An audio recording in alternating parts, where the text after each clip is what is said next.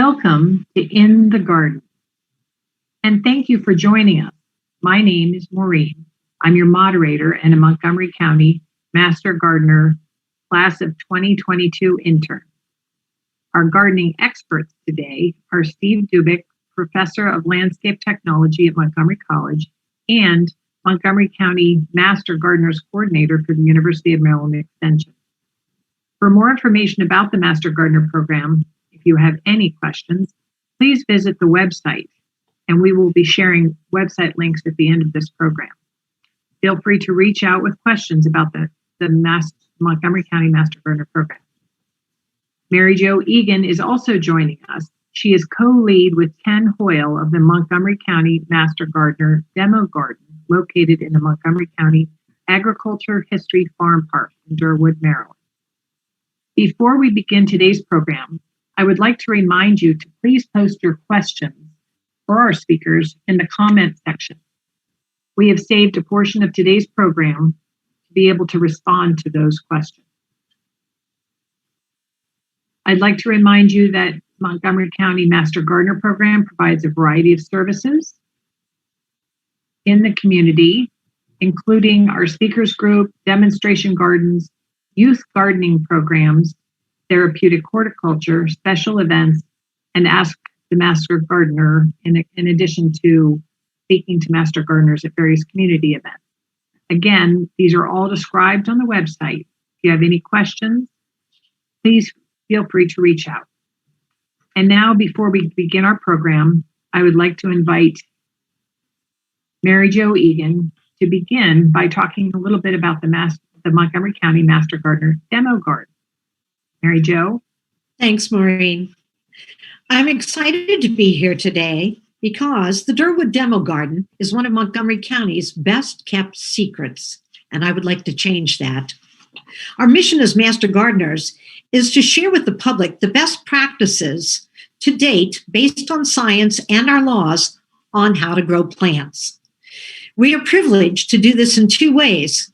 First, by demonstrating hands-on working in the garden, and by instructing visitors and giving walkthrough tours and answering questions they may have. We have several gardens within the large master garden. Our gardens are more on the useful side, meaning that we grow plants and herbs rather than flowers and ornamentals. Our largest garden area is used typically for vegetables that can be grown in our area and climate. Everything from lettuces, cabbages, tomatoes, to peas, carrots, and potatoes, both regular and sweet. Many different varieties are grown in many of these different plants. We have examples of small space gardens and sustainable spaces, such as straw bale and keyhole gardens. We have small fruit gardens with blackberry, raspberries, and blueberries. We even have a small pawpaw orchard. We have several herb gardens for both fragrance and culinary needs. All edible plants are donated to the Manna Food Bank for the season. There's a therapeutic horticulture garden that helps support our work with hospitals and senior citizen facilities as an outreach program. We have a native plant garden and 2 ponds, a butterfly garden that helps attract and nourish many species of pollinators, a children's garden of plants named after animals with activities like a tunnel and teepee made of plants, as well as a Native American garden of mounds of corn, beans, and squash grown together in small spaces, sometimes referred to as a Three Sisters garden. There is also a garden that is grown to help teach limited learners become familiar with gardening by using hands-on techniques in the garden. They help with things like planting the crops, weeding, watering, and finally, harvesting and eating the produce they worked hard on to grow. Outside of our fenced area, We have an example of a shade garden and what can be grown there. So you can see there is something for everyone, not to mention that on every Tuesday morning from 9 to 12, weather permitting, from April through November, there are anywhere from 30 to 60 of the rare breed master gardeners contained in one fairly small space that you can visit and ask questions of. So don't let us remain a secret any longer. Come visit us and tell your friends all about the Durwood Demo Garden. Thanks, I Mary think Jo. that wraps it up. Thank you very much. I will definitely have to plan a visit. I haven't been there myself.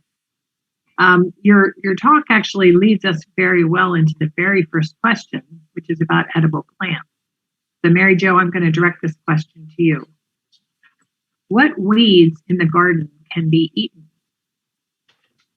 Okay, this is a very interesting question because these are weeds that might be in your garden. They might be outside your garden and your lawn, but there are many edible plants that you can forage in this area. Dandelions, obviously, is one plant, and the leaves are very good in salads. Bittercress is one of our earliest weeds that pop up, and the bittercress is recognizable by its rosette spread. When you get those leaves into a salad early in the year, they're very tasty. As the plant continues and actually blossoms, those leaves become more bitter, but in early spring, they're wonderful in a salad. There are also things like sour clover. Sour clover is a small clover plant with little yellow blossoms. The leaves are excellent in the salads. And violets, as you may notice, grow everywhere. And the violets are edible. They can be used to decorate cakes and cookies and thrown directly into a salad. So those are some of the common weeds that we have in this area that you can eat. So a follow-on question then is, how can I use narcissus and other edible plants in salad? So okay, first of all, planting your garden. Yes, first of all, I want to mention that you should never eat narcissus. Narcissus is a toxic plant. I'm thinking that maybe it was confused with something like nasturtium, but nasturtium is a wonderful plant that you can throw into salads and gives a lot of color, especially the flower part. They are lovely to plant in a garden and are very good for you, providing vitamin C. All plants that you intend to eat should be very carefully cleaned and pesticide free. So anytime you are ready to pick a plant to throw into any kind of food dish, make sure you know the area that it's coming from and that it's been carefully cleaned. Very good point. That's it.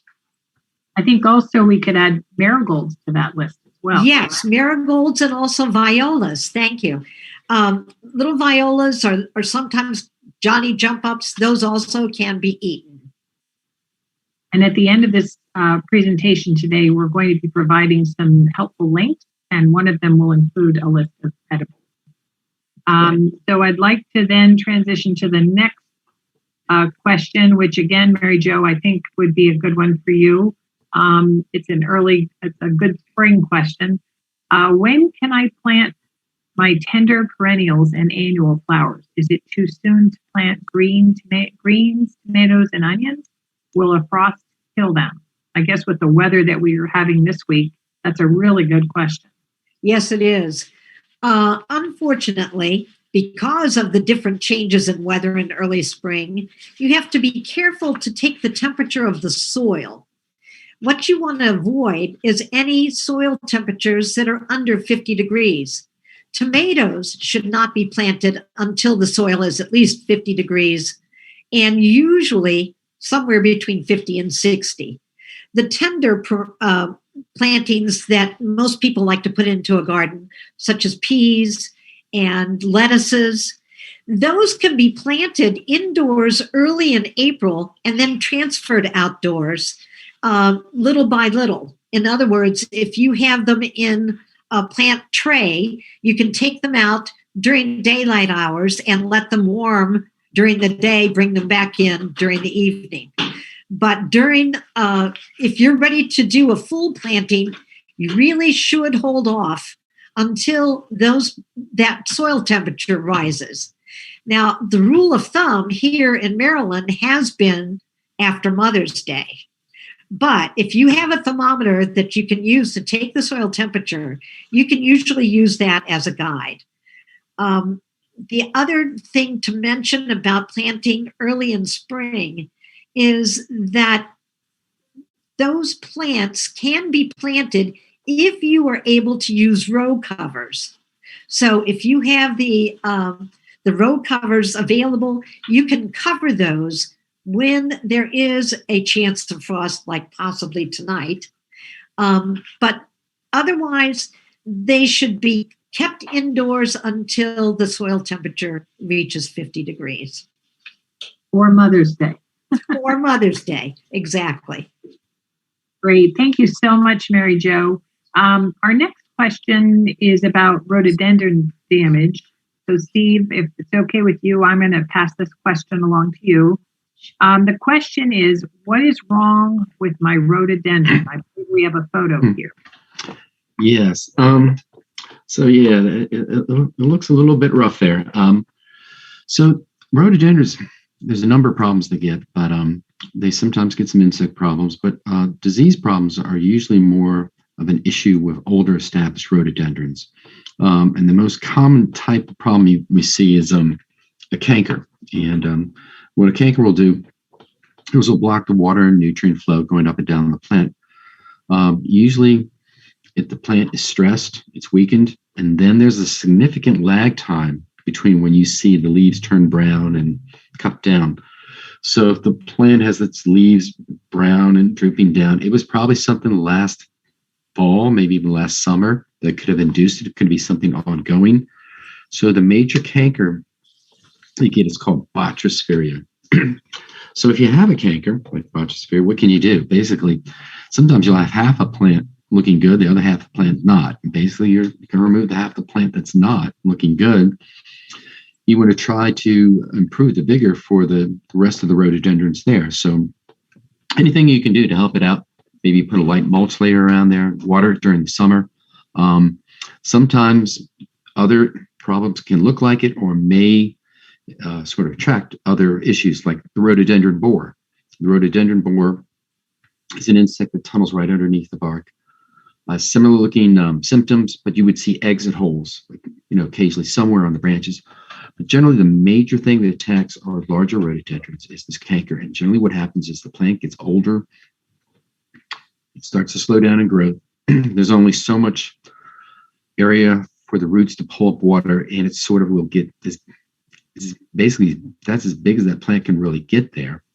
And periodically, from time to time, we will have some stress factors that occur on the plant, and you get these cankers, and so you have to prune out sections of the plant, and that's pretty much all you can do.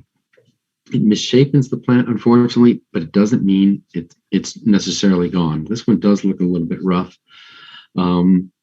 So that's, the cankers, the big thing is try to avoid it. Try to make sure the plant is in good vigor. Water during periods of drought. Try to keep a light mulch layer around there. They don't like to be grown in full sun, of course. So trying to avoid it. Thank you very much, Steve. Sure. So we're going to move to another plant that someone has a question about, skip laurel.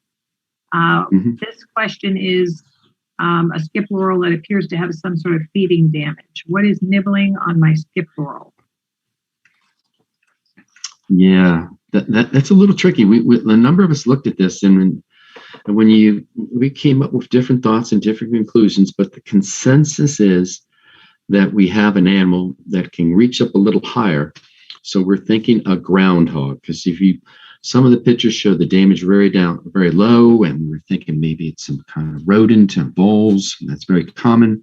One of the branches had some kind of almost like little areas in a row that were almost indicative of a sapsucker, but very low to the ground. A sapsucker, yellow-bellied sapsucker, which is a bird. It's a little unusual maybe to get that low. But one branch off to the showed the damage up a little higher. And then we have, I think, one of the pictures towards the end has a nice close-up. You can see some little teeth marks in there. So we're thinking that it's a groundhog, and groundhogs sometimes they're like individuals. Some groundhogs you've had for years and you've never seen this damage before. This other groundhog comes in there, and that's what it wants to do. It wants to test its claws or test its teeth and chew on some bark. So hopefully, if you have a chance, look around there. Sometimes early in the morning, that's when they're very active. You might see evidence of the groundhog running around in your yard. If it is, then I guess you have a few options at that point. You can call a pest control operator to help you out if you want to trap it. You can try trapping it yourself. There's some information you can get from the Maryland Department of Natural Resources. They've got a great website how to deal with kind of wildlife in the yard, particularly groundhogs. That's our feeling. We think it's a groundhog. Great. Thank you very much, Steve. Okay. So now we have a question. Someone in the community has requested some information about lesser celandine. So Mary Jo, I thought I'd pass this question to you. The person says, help, my yard is being invaded by lesser celandine. With the new pesticide laws in Maryland, how can I control it? How do you dispose of it? Well, lesser celandine is one of the biggest problems you're going to run into. Lesser celandine is extremely invasive. It's pernicious because of its growth habits. It grows from runners, it grows from bulblets, and it grows from tubers. Not only that, it makes a very dense mat on top of the ground. So really, the only way to get rid of it, and this won't work the first time, but it will make a big difference, is to dig it all out. I know that sometimes these things, the lesser celandine will pop up in a garden, but most often you'll see it in a lawn where the ground has been disturbed.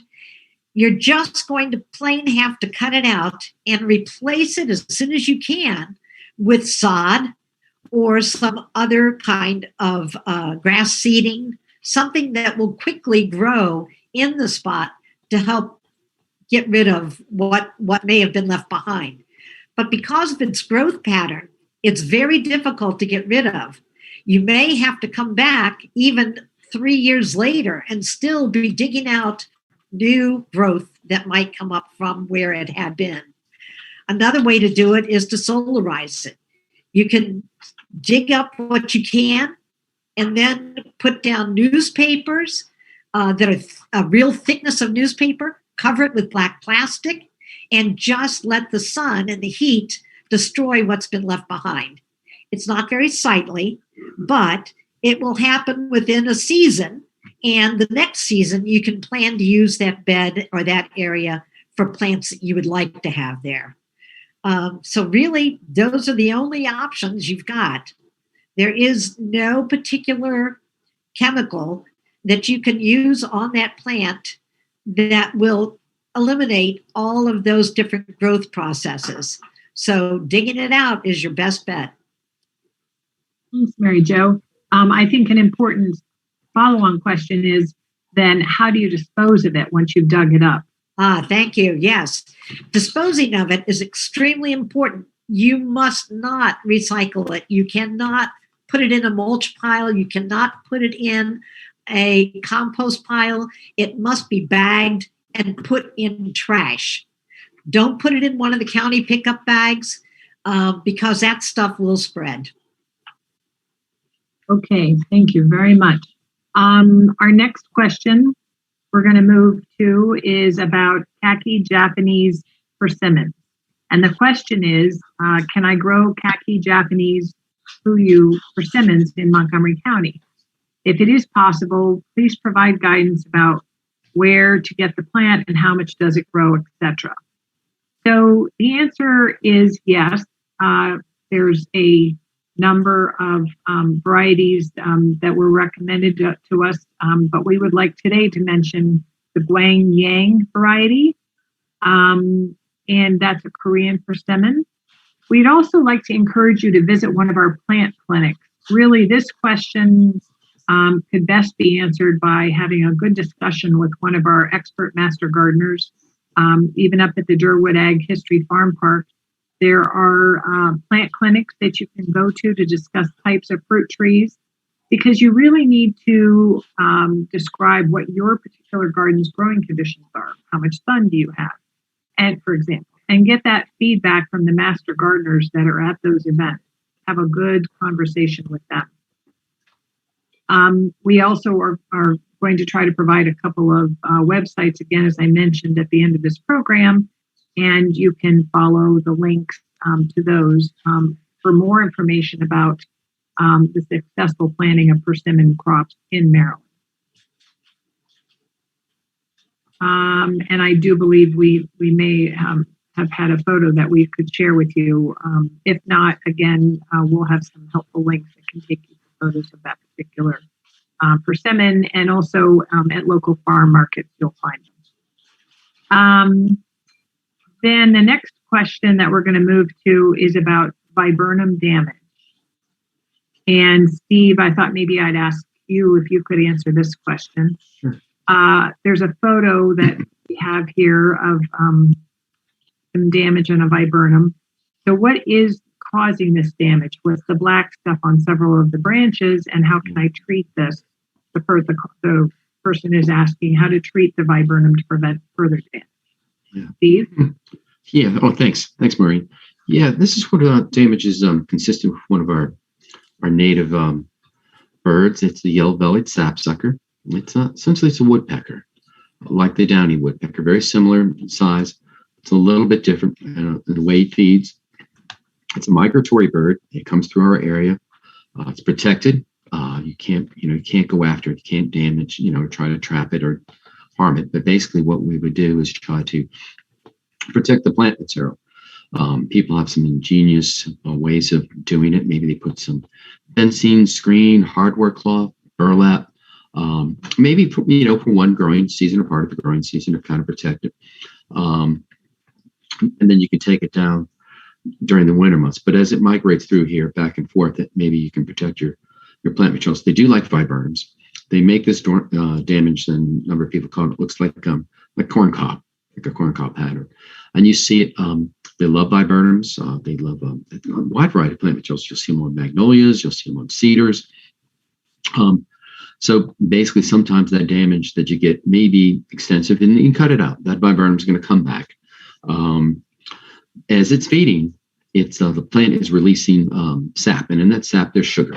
And as that sugar water kind of runs down or coats the bark, a fungus starts to feed onto it and turns it black. And this is very similar to the kind of what you would see from damage or from feeding from sucking insects like aphids and soft scale. They secrete honeydew from the insect, and it coats the plant, and then a fungus leaks off that. And it's this phenomenon. What we're seeing here is very, very similar. So if the damage is controlled from the yellow-bellied sapsucker, the black will eventually go away. So the yellow-bellied sapsucker is feeding just right underneath the bark. It's getting right into the phloem tissue, and that's the area where so it's not very, very deep, but that's the living portion of the plant. It can do enough damage. It could damage sections of the plant at times, but generally I try to tolerate it the best I can. And they love sugar maples. So if you can put any kind of structure or something that screens it, kind of protects it away from down their hardware cloth, I think that's your best bet for controlling it. But it's not a borer. Sometimes people see this and they think it's a borer, but this is yellow-bellied sapsucker. Thank you very much, Steve. Okay. Question about creeping Charlie. Mary Jo, I think I'll pass this one to you. Question is, how do I control it in my flower bed? It is all over the lawn too. Can you tell me what is wrong? Looks like a deficiency of some kind. Mary Jo? Yes. Welcome to the world of weeds. This is another one of those really invasive, hard to get rid of plants.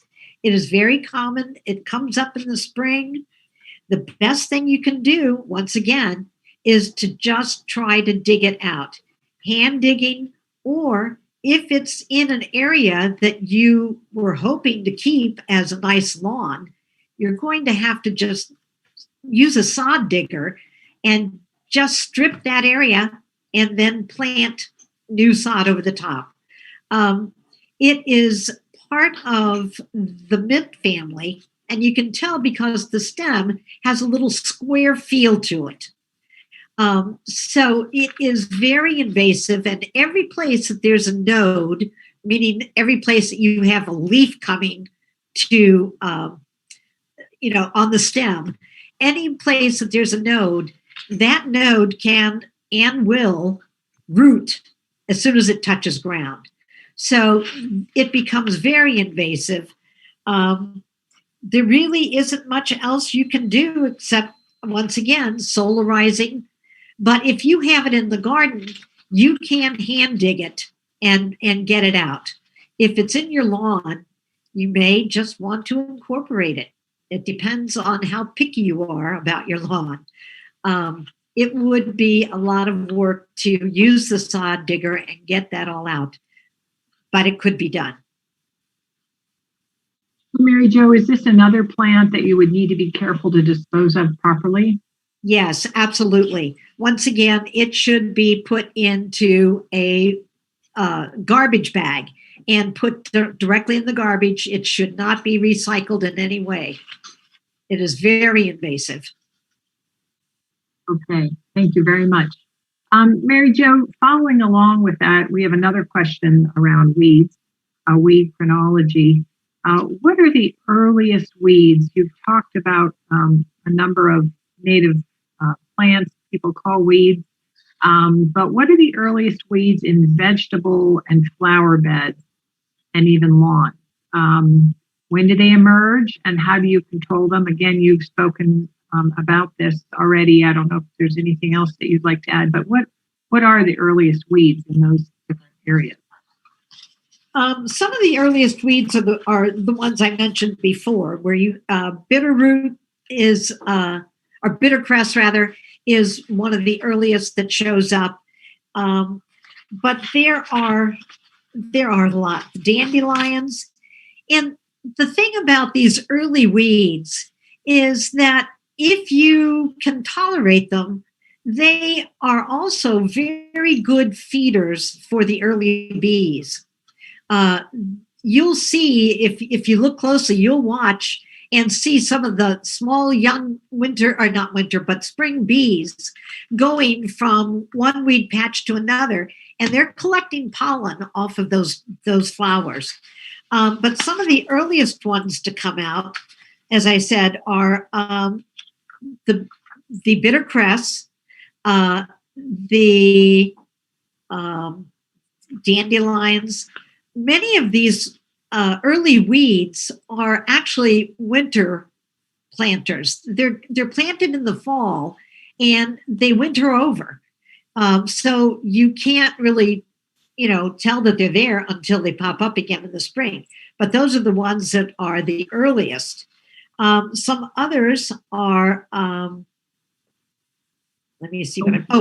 Garlic mustard. Garlic mustard is an early one, and you definitely want to get rid of that as well. With the bittercress, it's very easy to get rid of because it has a very shallow root system. So once you get that out, it's gone. And again, the bittercress, you can put that in compost. And the dandelion as well, as long as it hasn't gone to seed.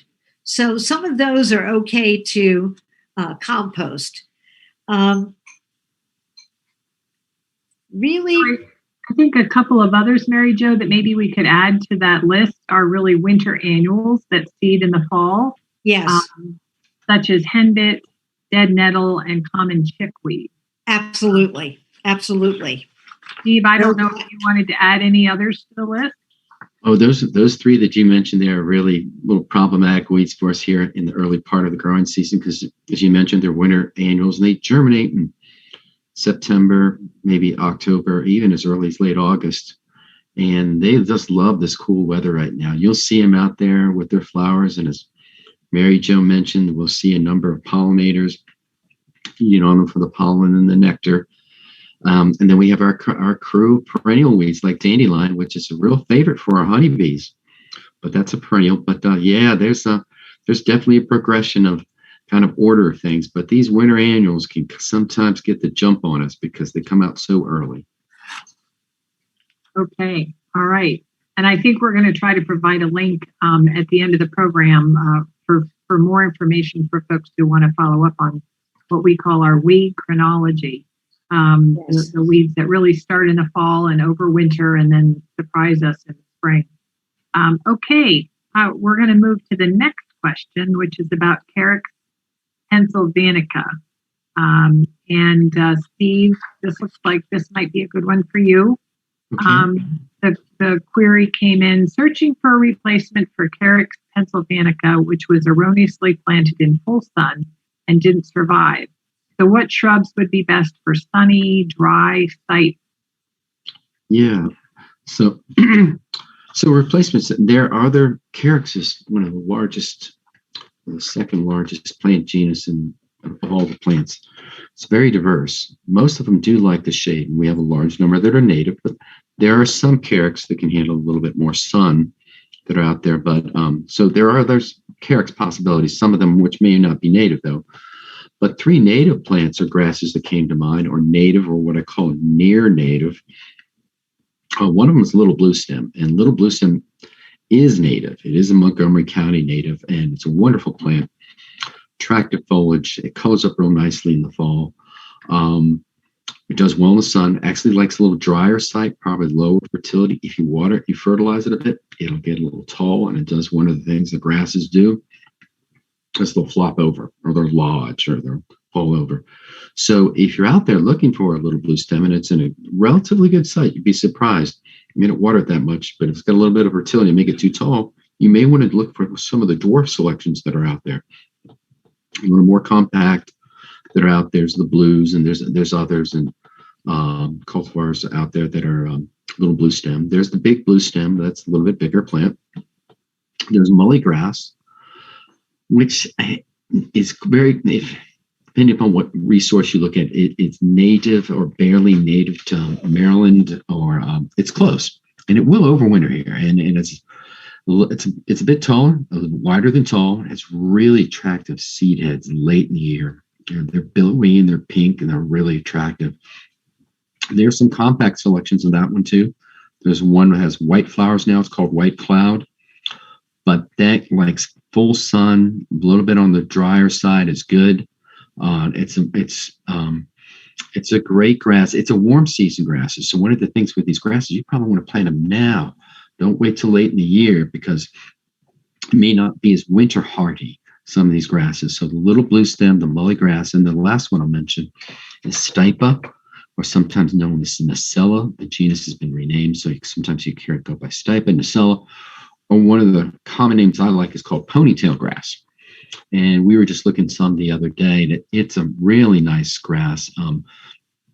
It self-sows a little. It's a near native, I would call it, maybe down towards Arkansas, Texas. You might find it. It's farther south, but it does grow in an area. It's green, medium green, and it has these plumes and that look whitish, and the blades are really super fine. And if you haven't seen one before, your first urge is to come up and touch it. It's very soft and it feels really nice. It's a clump type plant. It overwinters around here, but sometimes, surprisingly, the plant I've had this occurring where it may not overwinter, but most of the time it doesn't. It doesn't like a wet site. And that's probably one of the problems with some grasses around here that are maybe not native. They rot out during the winter. It's not that it got too cold. It just the soils were too wet for too long. So make sure for all of these, they have good drainage. And so those would be, I think, three good choices. little blue stem mullygrass and Nacella. Also, Steve, I found one of the calyxes that does very well in this area is called Calyx appalachica, and it is a great spreading plant that'll grow well in the sun. That's great. Thank you, Mary Jo. Okay, so we're going to move to our final question. And as I mentioned previously, after this question, we've set aside time for us to be able to answer questions that you're putting in the comment section. So I want to remind you, if you have a question, please go ahead and put it in the comment section so that we can hopefully get to it today during our program. So the last question for this portion of the program is about fertilizing lawns in the spring. And Steve, if you could help us out with that one. The question is, should you fertilize lawns in the spring? Why or why not? When is the best time to fertilize? Steve? Well, thanks, Maureen. So basically, our grasses, we have warm season grasses and cool season grasses. And they pretty much do that. Warm season grasses put on most of their growth when it's warm, and cool season grasses put on when it's cool. But that includes both the spring and the fall. So ideally, if you're going to fertilize a cool season lawn and let's say you're only going to do it once, it's probably best to do it in the fall, back in September, maybe early October. It would benefit if you apply some fertilizer here in the spring. Sometimes people may put it on at half rate, and they would do this if they feel that the density, the color of the lawn is up to your expectation. You can use quick release fertilizers and slow release fertilizers. Excuse me. So if the slow release fertilizer, I really like those, and I think they're great. But as the growing season progresses more and more, you probably want to use something that's more quick release, because you want to put the growth on now, or rather than try to stimulate growth later on in the summer. So ideally for cool season grasses, fall's best. If you think that the color or density, then maybe apply some now. I would probably apply it at half rate. If you got a warm season grass like our zoysia grass, you're a little bit on the early side. I'd probably wait another month or so, probably towards the end of May at the earliest, beginning of June. And that's really the beginning of the early growing season for the warm season grasses. So they would benefit from that fertilization there for the rest of the growing season. So that would be the timing to do that. And we want to be careful, and we make sure we don't apply too much. There are state laws out there, and there's literature out there to kind of help us, the amount that we should put down. There's specific guidance on that on the University of Maryland Extension websites on the amounts, the rates. But basically, we don't want to over fertilize. And when we do fertilize lawns, we really don't want to add a lot of phosphorus. Unless your soil test comes back and says you need some, and even then we don't apply large amounts anymore. We're kind of frugal in the amount of phosphorus we apply. And if you don't know what your phosphorus level is in your lawn, I probably wouldn't add any until you get your soil tested, and that would give you some type of guidance, because we want to try to reduce the amount of phosphorus we're putting out there, because that's the number one pollutant to the Chesapeake Bay. And so we only really want to apply phosphorus when it's needed, or maybe when you're seeding the lawn. It would benefit from that. But in general rule, so if you get your fertilizer, you have those 3 numbers on the bag. First number is nitrogen. The second one's phosphorus. That should be either 0 or a very, very low number. And the third one is potassium. So you could do it here in the spring, but if you're going to do it, I would do it soon rather than later. Thank you, Steve. And thank you for reminding us all about how important it is to remember that the Chesapeake Bay is, the health of the Chesapeake Bay definitely is linked to how we treat our lawns and the runoff and that sort of thing, to keep tabs on all that. The end of this section of our program, before we go into the questions, I want to remind you that you have an opportunity to submit questions for a future program by going to our link that is provided again at the end of the program. It's go.umd.edu/in-the-garden/. You may also call 301-590-3030 2842 and leave a voicemail, including your email address. Please enter as much detail as possible. Photos are not only welcome, but important and appreciated. The cutoff for inclusion in the next session of In the Garden is Tuesday, April 26th, 6 p.m. Again, that's the deadline for submitting questions for our next In the Garden program on Tuesday, May 3rd. We will make every effort to answer your questions on air, but if we run out of time, we will provide you an answer by email. So again, please remember to put contact information and a photo if at all possible. Bev, at this point, I'd like to reach out to you, part of our production team today, and ask if there are any questions in the comment section that we should address at this time. No, we don't have any questions today. Thank you so much. Then I would like to take this time to thank not only our experts today, Steve and Mary Jo, for all of their helpful answers and good information, but also the researchers who worked hard on putting this program together for us this week. Mohar, Susan, Lila, Sheila, Karen, and Mary are all members of the Montgomery County Master Gardeners Program. We thank you all, and we also thank those who have joined us today for the program. Our next In the Garden program will be Tuesday, May 3rd at noon. Our Master Gardener speaker will talk about the Montgomery County Master Gardener Grow It, Eat It event on Saturday, May 16th. Check out our website for details. And remember, if you have any questions you would like answered, please contact us at the link on the screen by April 26th. Thank you, and see you again soon.